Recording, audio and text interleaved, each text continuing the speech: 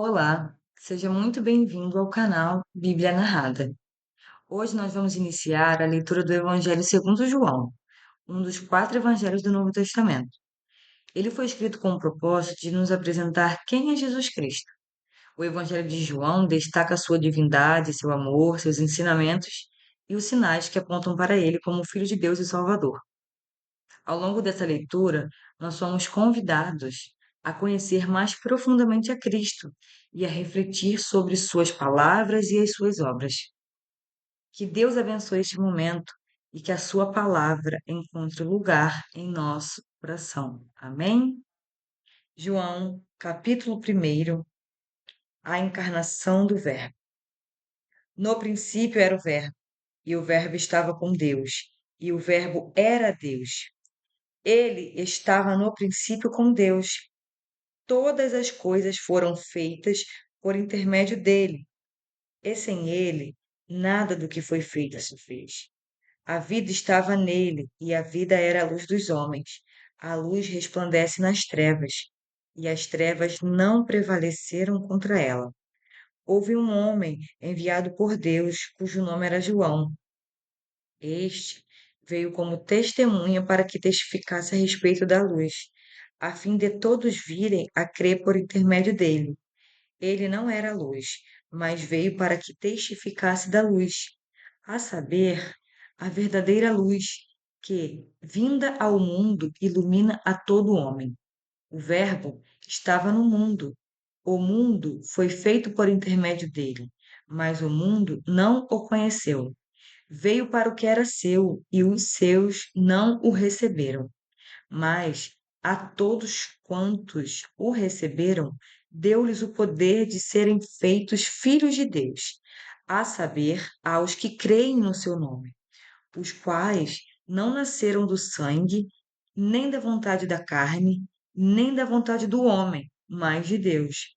E o Verbo se fez carne e habitou entre nós, cheio de graça e de verdade, e vimos a sua glória, glória como do unigênito do Pai.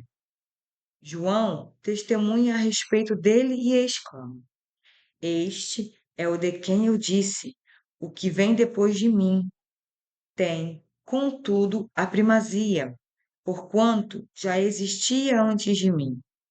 Porque todos nós temos recebido da sua plenitude e graça sobre graça, porque a lei foi dada por intermédio de Moisés, mas a graça e a verdade vieram por meio de Jesus Cristo.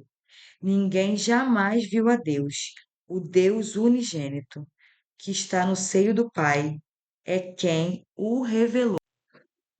Este foi o testemunho de João, quando os judeus lhe enviaram para Jerusalém sacerdotes e levitas para lhe perguntarem: Quem és tu? Ele confessou e não negou, confessou: Eu não sou o Cristo. Então lhe perguntaram: Quem és, pois? És tu Elias? Ele disse: Não sou. És tu o profeta? Respondeu: Não. Disseram-lhe, pois: Declara-nos quem és, para que demos resposta àqueles que nos enviaram. Que dizes a respeito de ti mesmo? Então ele respondeu: Eu sou a voz do que clama no deserto.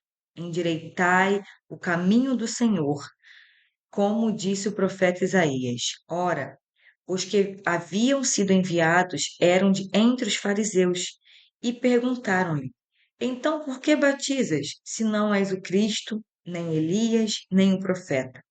Respondeu-lhes João: Eu batizo com água, mas no meio de vós está quem vós não conheceis, o qual vem após mim, do qual não sou digno de desatar-lhe as correias das sandálias. Estas coisas se passaram em Betânia, do outro lado do Jordão, onde João estava batizando. No dia seguinte, viu João a Jesus e, que vinha para ele, e disse: Eis o Cordeiro de Deus, que tira o pecado do mundo. É este a favor de quem eu disse: Após mim vem um varão que tem a primazia, porque já existia antes de mim.